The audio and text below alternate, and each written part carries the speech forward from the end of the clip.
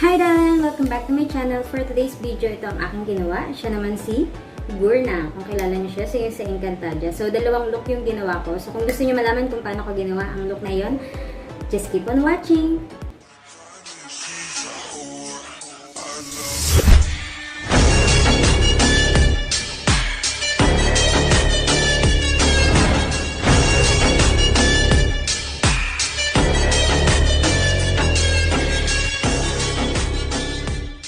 Kung hindi ka pa pala nakasubscribe sa aking channel, please subscribe to my channel.